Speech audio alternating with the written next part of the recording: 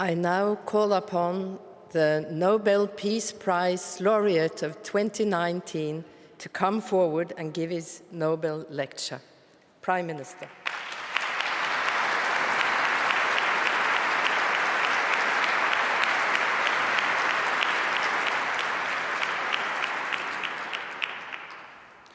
Your Majesties, Your Royal Highnesses, distinguished members of the Norwegian Nobel Committee, fellow Ethiopians, fellow Africans, citizens of the world, ladies and gentlemen. I am honored to be here with you today and grateful to the Norwegian Nobel Committee for recognizing and encouraging my contribution to a peaceful resolution of the border dispute between Ethiopia and Eritrea. I accept this award on behalf of Ethiopians and Eritreans, especially those who made the ultimate sacrifice in the cause of peace. Likewise, I accept this award on behalf of my partner and comrade in peace, President Isaias Afwerki, whose goodwill, trust,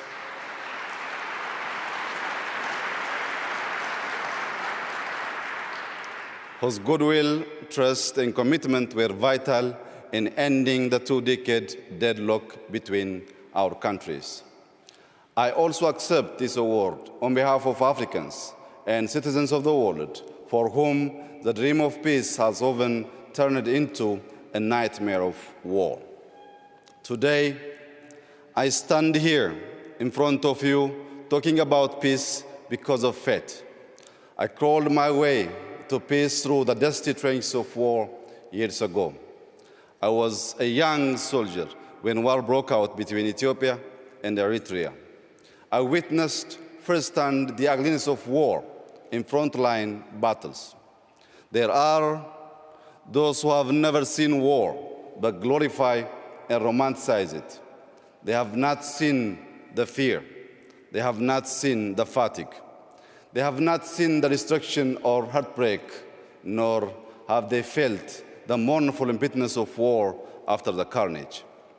War is the epitome of hell for all involved. I know because I have been there and back. I have seen brothers slaughtering brothers on the battlefield. I have seen older men, women, and children trembling in terror under the deadly shower of bullets and artillery shells. You see, I was not only a combatant in war, I was also a witness to its cruelty and what it can do to people. War makes for bitter men, heartless and savage men. 20 years ago, I was a radio operator attached to an Ethiopian army unit in the border town of Badime. The town was the flashpoint of the war between the two countries. I briefly left the Foxwell in the hopes of getting a good antenna reception. It took only but a few minutes, yet upon my return, I was horrified to discover that my entire unit had been wiped out in an artillery attack. I still remember my young comrade in arms who died on that ill-fated day. I think of their families too. During the war between Ethiopia and Eritrea, estimated 100,000 soldiers and civilians lost their lives. The aftermath of the war also left untold numbers of families broken. It also permanently shattered communities on both sides. Massive destruction of infrastructure further amplified the post-war economic burden. Socially, the war resulted in mass displacements, loss of livelihoods, deportation, and denationalization of citizens. Following the end of active armed conflict in June 2000, Ethiopia and Eritrea remained deadlocked in stalemate of no war, no peace for 2 decades. During this period, families were split over borders, unable to see or talk to each other for years to come. Tens of thousands of troops remained stationed along both sides of the border. They remained on edge, as did the rest of the country and region. All were worried that any small border clash would flare into a full-blown war once again. As it was, the war and the stalemate that followed were threats for regional peace, with fears that a resumption of active combat between Ethiopia and Eritrea would destabilize the entire Horn region. And so, when I became Prime Minister about 18 months ago, I felt in my heart that ending the uncertainty was necessary. I believed peace between Ethiopia and Eritrea was within reach. I was convinced that the imaginary wall separating our two countries for much too long needed to be torn down. And in its place, a bridge of friendship, collaboration, and goodwill has to be built to last for ages. That's how I approached the task of building peace, a peace bridge with my partner, President Isaias Afwerki. We were both ready to allow peace to flourish and shine through. We resolved to turn our swords into plowshares and our spears into pruning hooks for the progress and prosperity of our people. We understood our nations are not enemies, and instead we were victims of the common enemy called poverty. We recognized that while our two nations were stuck on all the grievances, the world was shifting rapidly and leaving us behind. We agreed we must work cooperatively for the prosperity of our people and our region. Excellencies, ladies and gentlemen, today we are reaping our peace dividends. Families separated for over 2 decades are now united. Diplomatic relations are fully restored. Air and telecommunication services have been reestablished, and our focus has now shifted to developing joint infrastructure projects that will be a critical lever in our economic ambition.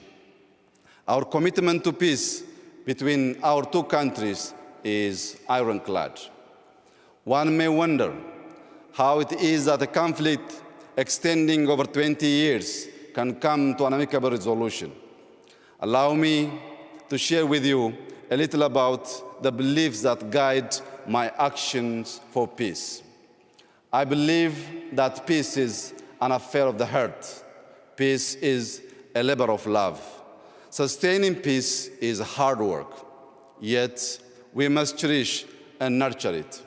It takes a few to make war, but it takes a village and a nation to build peace. For me, nurturing peace is like planting and growing trees. Just like trees need water and good soil to grow, peace requires unwavering commitment, infinite patience, and goodwill to cultivate and harvest its dividends. Peace requires good faith to blossom into prosperity, security, and opportunity. In the same manner, trees absorb carbon dioxide to give us life and oxygen. Peace has a capacity to absorb the suspicion and doubt that may cloud our relationship. In return, it gives back hope for the future, confidence in ourselves, and faith in humanity. The humanity I speak of is within all of us. We can cultivate and share it with others if we choose to remove our masks of pride and arrogance. When our love for humanity outgrows our appreciation of human vanity, then the world will know peace. Ultimately, peace requires an enduring vision, and my vision of peace is rooted in the philosophy of Maddamar. Maddamar, an Amharic word, signifies synergy, convergence, and teamwork for a common destiny. Maddamar is a homegrown idea that is reflected in our political, social, and economic life. I like to think of Maddamar as a social compact for Ethiopians to build a just, egalitarian, democratic, and human society by pulling together our resources for our collective survival and prosperity. In practice, Maddamar is about using the best of our past to build a new society and a new civic culture that thrives on tolerance, understanding, and civility. At its core, Maddamar is a covenant of peace that seeks unity in our common humanity. It pursues peace by practicing the values of love, forgiveness, reconciliation, and inclusion. Excellencies, ladies and gentlemen, I come from a small town called Bashasha, located in the Oromia region of western Ethiopia. It is in Bashasha that the seeds of Maddamar began to sprout. Growing up, my parents instilled in me and my siblings an abiding faith in humanity. Maddamar resonates with the proverb, I am my brother's keeper, I am my sister's keeper.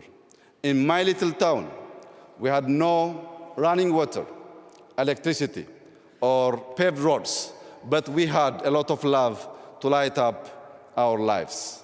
We were each other's keepers.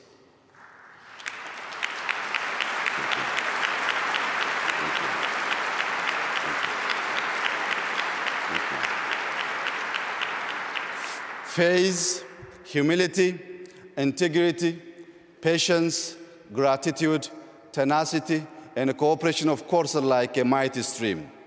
And we travel together on 3 country roads called love, forgiveness, and reconciliation. In the Maddamar idea, there is no us and them. There is only us, for we are all bound by a shared destiny of love, forgiveness, and reconciliation. For the people in the land of origins, in the 13 months of sunshine, Maddamar has always been second nature. Thank you very much. Thank you. Ethiopians maintained peaceful coexistence between the followers of the 2 great religions because we always came together in faith and worship. We, Ethiopians, remained independent for thousands of years because we came together to defend our homeland. The beauty of our Ethiopia is its extraordinary diversity. The inclusiveness of Maddamar ensures no one is left behind in our big extended family. It has also been said, no man is an island, just the same no nation is an island. Ethiopia's Maddamar-inspired foreign policy pursues peace through multilateral cooperation and good neighborliness. We have an old saying, በሰላም እንድታድር ጎረቤትህ ሰላም ይደር ዮ ኦላን ነገያም ብሎ Thank you. ዮ ኦላን ነገያም ብሎ ነጋም ብለኒ It is a saying. Thank you. It is a saying shared in many African languages, which means for you to have a peaceful night, your neighbor shall have a peaceful night as well. The sense of this proverb guides the strengthening of relations in the region. We now strive to live with our neighbors in peace and harmony. The Horn of Africa today is a region of strategic significance. The global military superpowers are expanding their military presences in the area. Terrorist and extremist groups also seek to establish a foothold.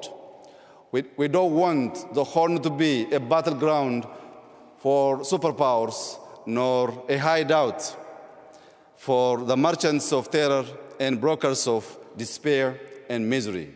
We want the Horn of Africa to become a treasury of peace and progress. Indeed, we want the Horn of Africa to become the horn of plenty for the rest of the continent. Excellencies, ladies and gentlemen, as a global community, we must invest in peace. Over the past few months, Ethiopia has made historic investments in peace, the returns of which we will see in years to come. We have released all political prisoners. We have shut down detention facilities where torture and vile human rights abuses took place. Today, Ethiopia is highly regarded for press freedom. It is no more a jailer of journalists. Opposition leaders of all political stripes are free to engage in peaceful political activity. We are creating an Ethiopia that is second to none in its guarantee of freedoms of expression. We have laid, thank you, thank you, thank you, thank you very much, thank you. We have laid the groundwork for genuine multi-party democracy, and we will soon hold a free and a fair election. I truly believe peace is a way of life, war a form of death and destruction. Peacemakers must teach peacebreakers to choose the way of life. To that end, we must help build a world culture of peace. But before there is peace in the world, there must be peace in the heart and mind. Thank you.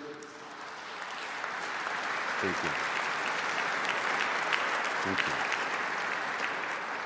There must be peace in the family, in the neighborhood, in the village, and the towns and cities. There must be peace in and among nations. Excellencies, ladies and gentlemen, there is a big prize for enduring peace. A famous protest slogan that proclaims "No justice, no peace" calls to mind that peace thrives and bears fruit when planted in the soil of justice. The disregard for human rights has been the source of much strife and conflict in the world. The same holds in our continent, Africa. It is estimated that some 70% of Africa's population is under the age of 30. Our young men and women are crying out for social and economic justice. They demand equality of opportunity and an end to organized corruption. The youth insist on good governance based on accountability and transparency. If we deny our youth justice, they will reject peace. Standing on this world stage today, I would like to call upon all my fellow Ethiopians to join hands and help build a country that offers equal justice, equal rights, and equal opportunities for all its citizens.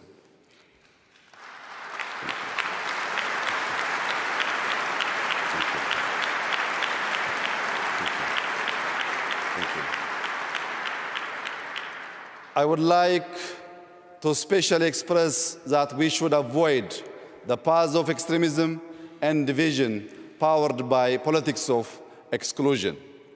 Our accord hangs in the balance of inclusive politics. The evangelists of hate and division are wreaking havoc in our society using social media. They are preaching the gospel of revenge and retribution on the airwaves. Together, we must neutralize the toxin of hatred by creating a civic culture of consensus-based democracy, inclusivity, civility, and tolerance based on Madamar principles. The art of building peace is a synergistic process to change hearts and minds, beliefs and attitudes that never cease. It is like the work of struggling farmers in my beloved Ethiopia. Each season, they prepare the soil, sow seeds, and control pests. They work the fields from dawn to dusk in good and bad weather. The seasons change, but their work never ends. In the end, they harvest the abundance of their fields. Before we can harvest peace dividends, we must plant seeds of love, forgiveness, and reconciliation in the hearts and minds of our citizens. We must pull out the weeds of discord, hate, and misunderstanding, and toil every day during good and bad days too. I am inspired by a biblical scripture which reads, "Blessed are the peacemakers, for they shall be called the children of God." Equally,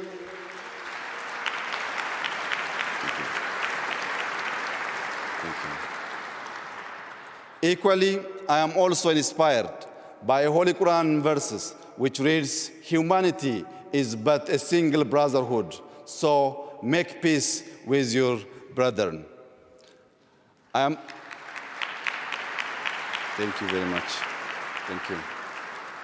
I am committed to toil for peace every single day, and in all seasons, I am my brother's keeper. I am my sister's keeper too. I have promises to keep before I sleep. I have miles to go on the road of peace. As I conclude, I call upon the international community to join me and my fellow Ethiopians in our Maddamar-inspired efforts of building enduring peace and prosperity in the Horn of Africa. Salam ለሁላችን ነገኝ ሁንደ ኬኛ ፈተው. Peace shall be upon all of us. Thank you very much.